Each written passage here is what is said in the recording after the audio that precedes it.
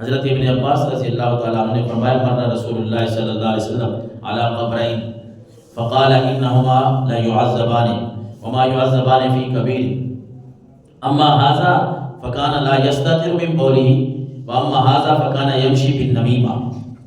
اللہ کے نبی صلی اللہ علیہ وسلم دو قبروں کے پاس سے گزرے نا تو آپ نے فرمایا کہ ان کو نا عذاب ہو رہا ہے۔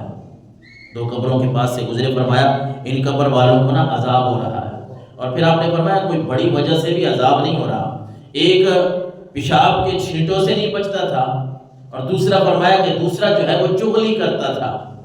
کیونکہ دونوں یہ گناہ ہم جن کو اتنا بڑا نہیں سمجھتے، ہو سکتا ہے یہ ہمارے لیے کسی کے لیے بھی، میں ہوں آپ ہوں، اگر ہم ان باتوں سے بچیں گے نہیں تو اس حدیث رسول صلی اللہ علیہ وسلم کے مفہوم سے یہ بات پتہ چل رہی ہے کہ ان باتوں کی وجہ سے ہو سکتا ہے بندہ پھنس جائے۔ لہٰذا اپنی پاکیزگی کا بھی خیال رکھیں۔ اللہ نے ایسے لوگوں کی قرآن مجید میں صفت بیان فرمائی ہے، واللہ یحب المتطہرین، جو پاکیزگی کو اپناتے ہیں۔ رب نے فرمایا جو پاکیزہ رہنے والے ہیں نا وہ اللہ کو بڑے پیارے ہیں، بڑے پسند ہیں، جو اپنے کپڑوں کو صاف ستھرا رکھتے ہیں، اپنے جسم کو نماز کے لیے تیار رکھتے ہیں، انہیں پتہ ہے کہ ہم نے اللہ کی بارگاہ میں جانا ہے، وہ پیشاب کے چھینٹوں سے بچتے ہیں، گلی میں جا رہے ہوں اپنے آپ کو بچا کے رکھتے ہیں، کوئی نجاست نہ لگ جائے۔ انسان نے اپنی طاقت کے مطابق کی کوشش کرنی ہے نا، تو اللہ کے نبی نے فرمایا ان کو کوئی بڑی وجہ سے تو خیر عذاب نہیں ہو رہا، یہ پیشاب کے چھینٹوں سے نہیں بچتا تھا اور یہ چغلی کرتا تھا۔ پھر اس کے بعد جو بات ہم کر رہے ہیں کہ اللہ کا ذکر جو ہے نا، اللہ کا ذکر یہ کتنی بڑی چیز ہے۔ اللہ کے نبی صلی اللہ علیہ وسلم نے ثم دعا بعصیب رطب، اللہ کے نبی نے فرمایا ایک تر چھڑی لے آؤ، تر چھڑی، ایک تر چھڑی آپ کے پاس ایک شاخ لے آئیے، فشقہ باثنین، اللہ کے نبی نے اس کو دو ٹکڑے کر دیے، اس کو چیر دیا، فغرس علی ھذا واحدا وعلی ھذا واحدا، ایک ٹکڑا جو ہے اس شاخ کا، اس تر شاخ کا اللہ کے نبی نے ایک ٹکڑا ایک قبر کے اوپر رکھ دیا اور دوسرا ٹکڑا دوسری قبر کے اوپر رکھ دیا، اور پھر فرمایا لعلہ یخفف عنہما ما لم یبسا، یہ تر چیزیں ہیں، تر شاخیں ہیں، جب تک یہ اللہ کا ذکر کرتی رہیں گی اللہ ان قبر والوں کے اوپر سے عذاب کو ہلکا فرما دے گا۔ یعنی درخت بھی اللہ کا ذکر کرتے ہیں، کوئی بھی تر چیز ہے وہ اللہ کا ذکر کرتی ہے، اگر ان میں اللہ نے اتنا نفع رکھ دیا ہے کہ ایک شاخ،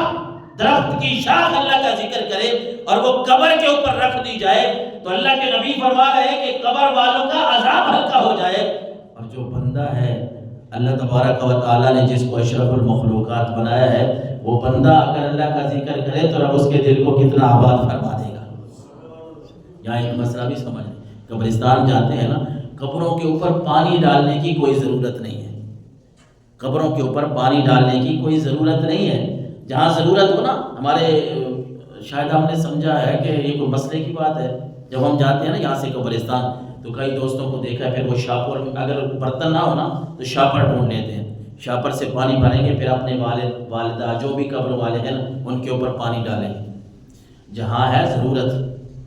ہم گئے، ہم نے دیکھا ہے کہ قبر کی مٹی جو ہے وہ ادھر ادھر ہو گئی، ہم نے قبر کو ٹھیک کیا ہاتھوں سے یا کسی اوزار سے، کسی بیلچے سے، کسی بھی چیز سے، پھر ہم نے اوپر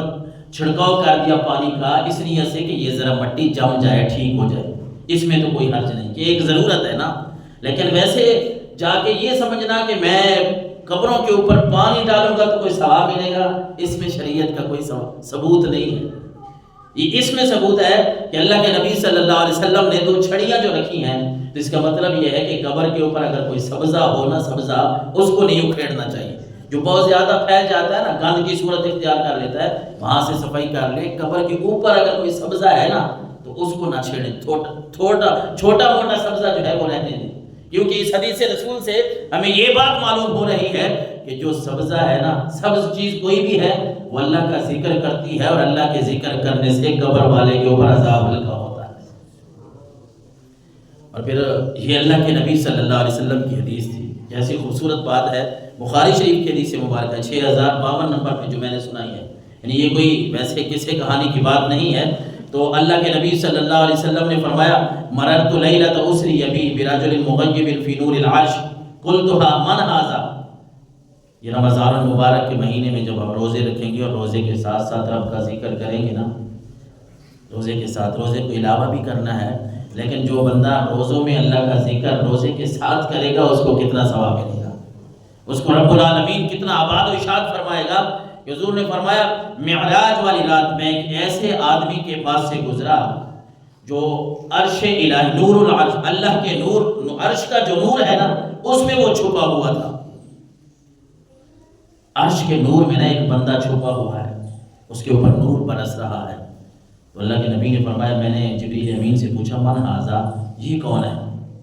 پھر اللہ کے نبی نے فرمایا میں نے جبریل امین سے پوچھا، اپنی امت کو ظاہر سمجھانے کے لیے۔ اللہ کے نبی صلی اللہ علیہ وسلم نے اگر نہ بھی پوچھنا تھا تو جبریل امین نے بتا دینا تھا۔ جو رب آپ کو عرشوں پہ لے گیا اس رب نے ہی آپ کو بتا دینا تھا کہ نبی آپ کا یہ فلاں امتی ہے، یہ ایسا بندہ ہے۔ لیکن ہمیں سمجھانے کے لیے اللہ کے نبی نے پوچھا اے جبریل یہ کون ہے؟ پھر خود ہی سوال کیا اللہ کے نبی نے کہ اے جبریل امالکم ھذا مالکم، کیا یہ کوئی فرشتہ ہے جس کے اوپر اتنا نور برس رہا ہے؟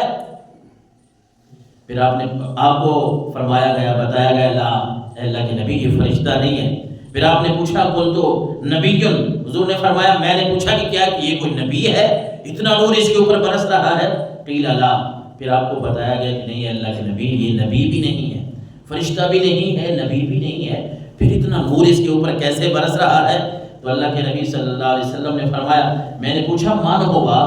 پھر یہ ہے کون؟ نبی بھی نہیں ہے، فرشتہ بھی نہیں ہے، اللہ تبارک و تعالی نے اس کو اتنے نور سے جو سجا رکھا ہے، پھر یہ ہے کون؟ قال ھذا رجل كان في الدنيا لسانه رطب من ذکر اللہ وقلبه معلق بالمساجد ولم يتسب لوالديه۔ اللہ کے نبی صلی اللہ علیہ وسلم کو بتایا گیا کہ یا رسول اللہ صلی اللہ علیہ وسلم یہ جس بندے پہ نور برس رہا ہے نا یہ کوئی اور نہیں ہے، فرشتہ نہیں ہے، نبی نہیں ہے، بلکہ یہ وہ بندہ ہے جو دنیا میں رہتے ہوئے اپنی زبان کو ہر وقت اللہ کے ذکر سے تر رکھتا تھا۔ یہ ہر وقت جو اللہ کا ذکر کرتا تھا اس کی وجہ سے اس کا صلہ رب نے اسے یہ عطا فرمایا ہے کہ آج اس کے اوپر نور برس رہا ہے۔ اور پھر آپ کو بتایا گیا وَقَلْبُهُ مُعَلَّقٌ بِالْمَسَاجِدِ، کہ اللہ کے نبی یہ وہ بندہ ہے جس کا دل مساجد کے ساتھ لٹکا رہتا تھا۔ ایک نماز پڑھ کے آنا، دوسری نماز کا انتظار کرنا، اپنے حلال رزق میں بھی مشغول ہو جانا، مصروف ہو جانا، ساتھ ذہن میں یہ بھی رکھنا کہ ابھی اذان ہونے والی ہے، اتنا ٹائم رہ گیا ہے، اتنے منٹ رہ گئے ہیں۔ تو جس کا دل مساجد کے ساتھ لگا رہتا ہے، اللہ کے نبی نے فرمایا بھئی یہ وہ بندہ ہے کہ جس کے اوپر اللہ کی طرف سے نور کی بارش برس رہی ہوتی ہے۔ اور تیسرا فرمایا وہ مجھے بتایا گیا کہ یہ وہ بندہ ہے کہ جو اپنے والدین کو بھی برا بھلا نہیں کہتا تھا، اپنے والدین کی بھی عزت کرتا تھا۔ یعنی جو بندہ والدین کی عزت کرے، جو بندہ نمازوں کے انتظار میں لگا رہے، اور جو بندہ اللہ کا ذکر کرے، اللہ کے نبی فرما رہے ہیں کہ میں نے عرش کے اوپر دیکھا ہے، جنت میں دیکھا ہے کہ رب کی طرف سے اس کے اوپر نور کی بارش ہو رہی تھی۔ اللہ کا ذکر کیا ہے یہ ایسا؟ رب نے قرآن مجید فرقان حمید میں فرمایا یا ایھا الذین آمنوا اذکروا اللہ ذکرا کثیرا وسبحوہ بکرۃ واصیلا، اے ایمان والو اللہ کا ذکر زیادہ کیا کرو، رب کا ذکر زیادہ سے زیادہ کیا کرو۔ سبحوہ بکرۃ واصیلا، صبح شام دوپہر جب بھی ٹائم ملے رب کا نام لیا کرو۔ وہ چاہے آپ اللہ اکبر کی تسبیح پڑھ رہے ہیں، آپ سبحان اللہ کی پڑھ رہے ہیں، آپ الحمدللہ کی تسبیح پڑھ رہے ہیں، کسی بھی طریقے پہ رب کو یاد کرتے رہیں گے، رب کا نام لیتے رہیں گے، یقیناً اس دنیا میں بھی فائدے ملیں گے اور آخرت میں بھی رب نجات